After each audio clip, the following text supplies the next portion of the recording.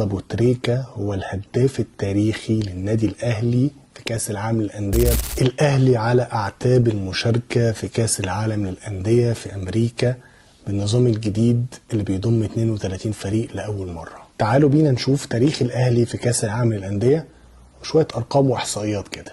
الأهلي شارك في بطولة كأس العالم للأندية قبل كده 9 مرات: 2005 2006 2008 2012 2013 2020 2021 2022 و2023 و2025 هتبقى دي المشاركة العاشرة ليه في كأس العالم للأندية كتاني أكبر نادي في العالم شارك في كأس العالم للأندية بعد أوكلاند سيتي اللي شارك حتى الآن في 11 نسخة من كأس العالم للأندية. في خلال ال9 مشاركات دول الأهلي لعب 25 ماتش كأكتر نادي في العالم لعب ماتشات في كأس العالم للأندية. الأهلي فاز في 10 ماتشات كأكتر نادي حقق فوز في كأس العالم للأندية بالتساوي مع ريال مدريد اللي فاز برضو ب10 ماتشات، وتعادلنا ماتش وخسرنا 14 ماتش. الأهلي سجل 31 هدف كتاني أكتر نادي سجل أهداف في البطولة بعد ريال مدريد اللي سجل 40 هدف ودخل مرمانا 39 هدف.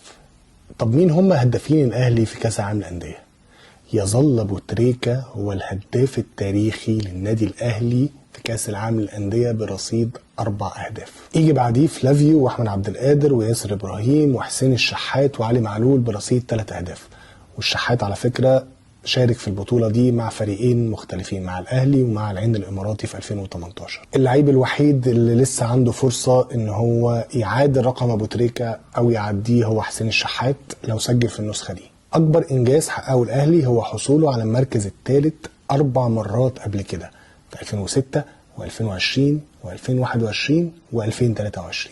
وأسوأ مركز حصل عليه الأهلي هو كان المركز السادس سنة 2005 و2008 و2013. أكتر لعيبة شاركت مع الأهلي في عدد الماتشات كان محمد أبو تريكة وائل جمعة، شاركوا في 11 مباراة. أكبر فوز حققه الأهلي كان على حساب الهلال السعودي بنتيجة 4-0 سنة 2022، وأكبر هزيمة كانت من مونتيري بنتيجة 5-1 سنة 2013. طبعا بنتمنى التوفيق للنادي الأهلي في المشاركة العاشرة ليه في البطولة، وإن شاء الله يلعب بمستوى كويس ويحقق نتائج كويسة ويوصل لأبعد مكان في البطولة. بس كده، ده كان كل اللي عندنا. لو عجبك الفيديو ما تنساش تعمل لايك وشير، واشوفكم الفيديو الجاي. سلام.